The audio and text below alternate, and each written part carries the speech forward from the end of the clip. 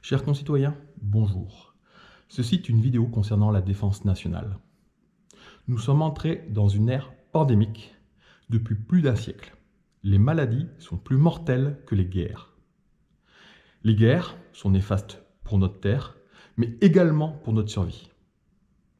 Comme le disait Albert Einstein, je ne sais pas comment sera la Troisième Guerre mondiale, mais ce dont je suis sûr, c'est que la Quatrième Guerre mondiale se résoudra à coups de bâton et de silex. De plus, les religions incitent à se multiplier pour renouveler son nombre de combattants. Il n'y a plus d'ennemis, nous sommes l'ennemi. Il n'y a qu'à regarder les résultats de la dernière guerre mondiale. Tout d'abord, avec le conflit ukrainien, nous avons vu les limites de notre système de dissuasion ou diplomatique. Je voudrais bien savoir ce que nous ferions si les États-Unis envahissaient le Mexique. On est d'accord, c'est toujours celui qui fait le plus peur qui gagne. L'ONU est une organisation magnifique, mais qui ne fonctionne pas. Je propose de retirer la France de l'ONU s'il n'y a pas une refonte complète de son fonctionnement. Pour mémoire, les 5 grands pays victorieux de la Seconde Guerre mondiale ont une place fixe et éternelle avec un droit de veto. Ces 5 pays sont les États-Unis, la Russie, la Chine, le Royaume-Uni et la France. Forcément, quand la Russie a envahi l'Ukraine, l'ONU s'est retrouvée bloquée.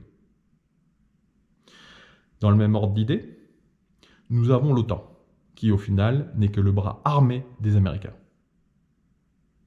Les États-Unis décident et les autres suivent. Même si l'agresseur est la Russie, dans le conflit de l'Ukraine, je vous incite à vous interroger sur les actions américaines dans cette région géographique juste avant. Personne n'est innocent. Si nous voulons retrouver notre souveraineté, voire notre neutralité, il faut quitter l'OTAN. C'est tout bonnement une course à l'armement continuelle. Ça ne peut plus durer. Ensuite, l'arsenal nucléaire. Il doit être encore réduit. Je pense qu'une 50aine de missiles nucléaires répartis entre 3 SNLE et les plateaux de lancement devraient être largement suffisants. Cela montrerait le désengagement de la France dans le processus sans fin de l'escalade à l'armement. L'armée doit être dissociée du pouvoir politique. Pourquoi est-ce que c'est le Conseil des ministres qui nomme les généraux ? Le président de la République doit continuer à être le chef des armées. Mais il doit y avoir un contre-pouvoir. Le ministre de la Défense nationale devrait être élu par les généraux ou équivalents.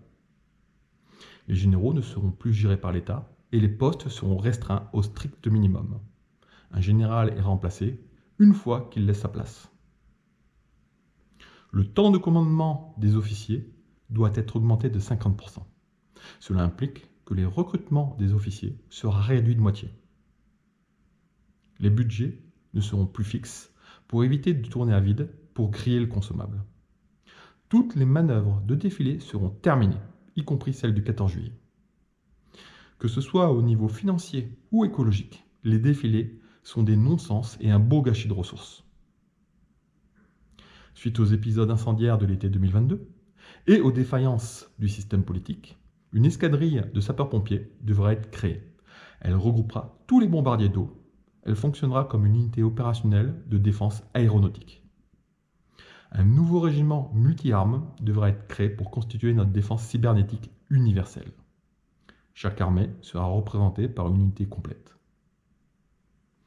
Suite à la disparition du service national et au vu de la surcharge des prisons, les magistrats pourront proposer une alternative aux peines de prison ferme ou de sursis en fonction des délits pour le fonctionnement des bases arrières des unités opérationnelles.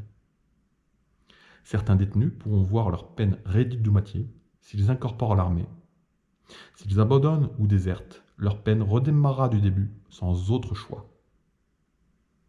Dans une prochaine vidéo, je vais vous parler de l'agriculture.